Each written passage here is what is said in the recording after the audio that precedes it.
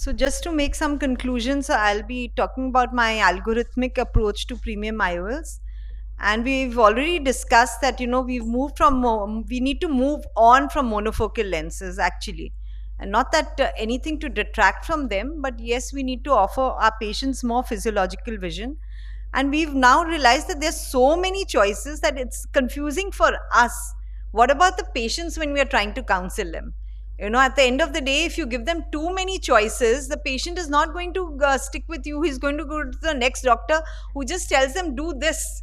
So patients want to be guided. There are those who, of course, do a lot of Google and all, and they'll say, ki, Doctor Saab, mere to ye wala lens dalo. They'll come to you having done all their homework.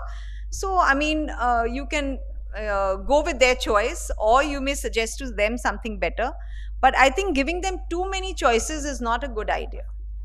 So the key to success we've already spoken about is the patient selection, counseling, workup, selection of the IOL, proper surgical technique, and the post-op management. Of course, we didn't have much time to discuss that. You must find out the near vision task. So this is very important, that you should do a proper triaging, your history taking. I don't depend on what my optoms ask. I ask all the leading questions myself. What are your hobbies? It also helps you to create a rapport with your patient. When you ask them, what do you like to do? Do you watch TV? Do you play golf? You need to know what are their day-to-day tasks. Only then you can give them the right advice of which lens to go for. So you have to know, are they avid readers, or they don't look at a book at all? They only look at their WhatsApp. Or, they are very fond of long drives. So you must find out about the patient's, visual needs. Only then you will decide on what is their visual target. What is their target? What kind of lens do they want? So all counseling and everything has been spoken about. Only a few words, that you should have a trained counselor. You should have a separate counseling room with adequate number of brochures, videos and all, so that the patient can understand things better and nothing is left as a surprise to him. So some patients say, oh, but you never told me this. I didn't realize, or they understand if they're going for a premium lens, they're never going to need glasses. So counseling is important, and when not to advise, even if the patient wants a multifocal lens, there may be times when you tell them, no, you cannot have a multifocal lens. So I think Dr. Neeta and Dr. Parul have already spoken much about it. And if you do have a complication during surgery, don't force yourself to put a multifocal. Better not to burn your fingers.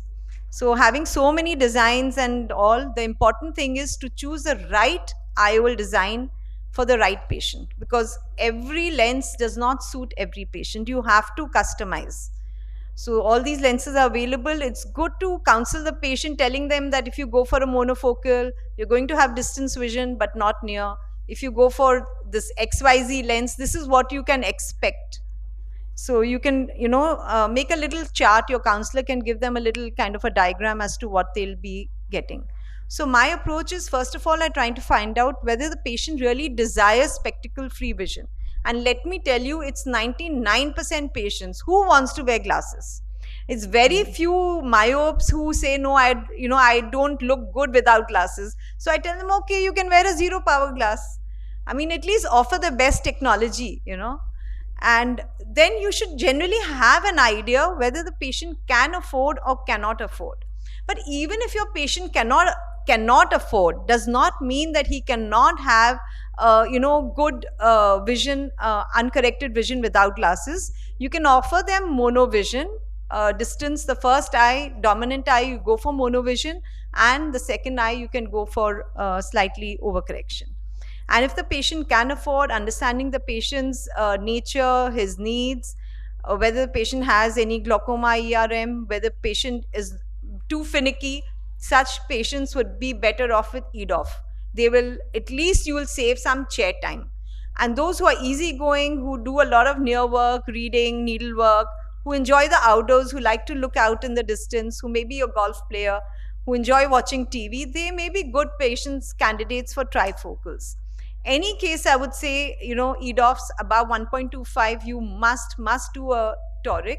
But even if you have any amount of astigmatism, see how you can do your pre-op planning to reduce that astigmatism. Whether you want to do a larger incision, you want to change the site of incision, astigmatism absolutely must be reduced.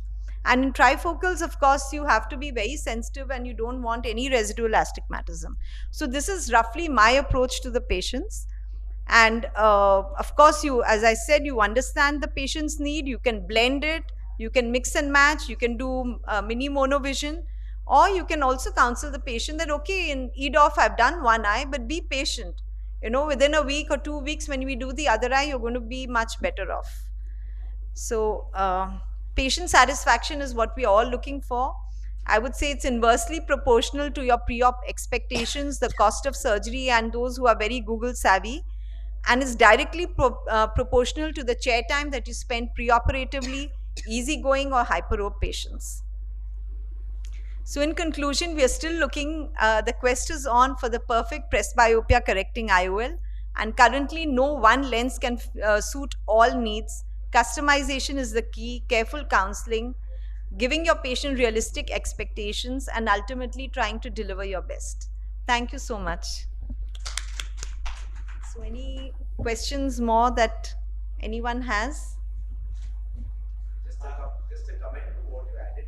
Very important point which Dr. Ritu added was that do the some part of the when she said about questioning the patient for our hobbies and all, it's very important that you do it yourself. And this is a small thing which I picked up from a close friend of mine who was a marketing genius. He's got a own marketing agency. He'd come to the clinic one day and was observing everything what was happening, waiting for his turn to come in.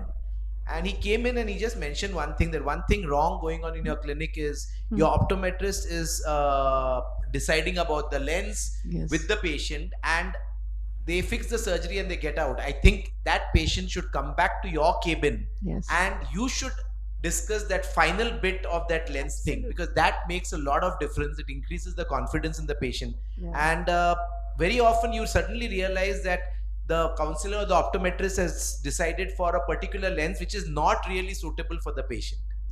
So the way, Nitin, I do in my setup is that after I've seen the patient's undergone the biometry and all, then after that the patient goes to the counselor first. So the counselor will tell them about all kind of lenses. Of course, the counselor knows that if there's cylinders more than 0.75, she'll advise the toric, she'll give the packages. Then the patient comes back to me. Now, once the patient has a broad idea and they know their expenses also, which may be some out-of-pocket expenses, then you can fine-tune whether they want to go for an Indian multifocal, Indian EDOF, or a, you can, and as very rightly Dr. Parul said, do not judge your patients. I learned this once because one patient who was she had what do you say, a dairy farm. Literally, she used to, take out milk. Never would I have thought such a patient would go for a multifocal, but she went for a multifocal in both eyes. So don't judge your patients as to what they would require. You can never tell. And some patients actually will come back to you and say that you never gave me the option. I can't see near, but why didn't you tell me beforehand? So give them all the options. I think to add on to that, I had this patient who came with the son and the daughter-in-law, and the son and the daughter-in-law decided which lens to go to be put in the mother's eye. Mother was sitting there, but she was not a part of the discussion. After the surgery, the mother is continuously complaining, "मेरे में ये lens मुझे नहीं दिख रहा है अब नज़दीक का." So it's not only with the patient that we discuss, but I mean the relatives, but the patient per se needs to be discussed as well. Sometimes that is forgotten, that patient sits there, she is not answerable at that time, but later on she complains. Yeah, one more thing is that, we should have a consent, separate consent for multifocals.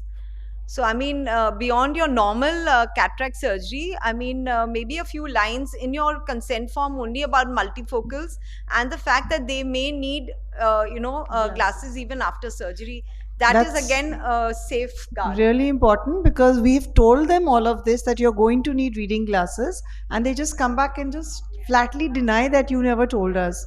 So I think that's really a good point to add into your consent, so that I always make them write, I am unwilling for a toric lens special.